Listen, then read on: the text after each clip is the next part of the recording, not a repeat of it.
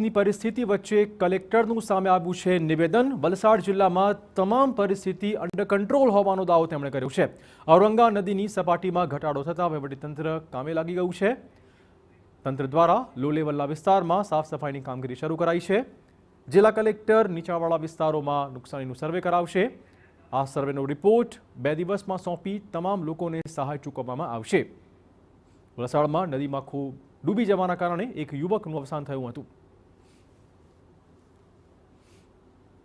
3 દિવસથી જે મકાનો કાચા પાકા તૂટી ગયા છે, કોઈનું પશુધન મૃત્યુ પામ્યું છે, એના સતત આંકડા જિલ્લા પંચાયત દ્વારા લેવામાં આવે છે। ડિઝાસ્ટરમાં એને કમ્પાઇલ કરવામાં આવે છે અને જિલ્લા પંચાયતની દરેક ગામ દીઠ ટીમો બનાવેલી છે, 3 વ્યક્તિઓની। એ ટીમો આજ સવારથી સર્વે પણ શરૂ કરી દીધું છે।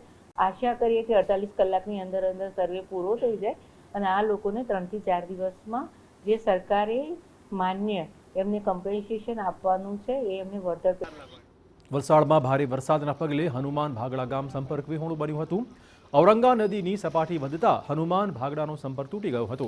ઔરંગા નદીનું સીધું પાણી હનુમાન ભાગડા વિસ્તારમાં જાય છે। જો કે ધીમે ધીમે પાણી ઓસરવાનું શરૂ થતાં ગામના લોકોએ રાહતનો શ્વાસ લીધો હતો। અનરાધાર વરસાદના પગલે વલસાડના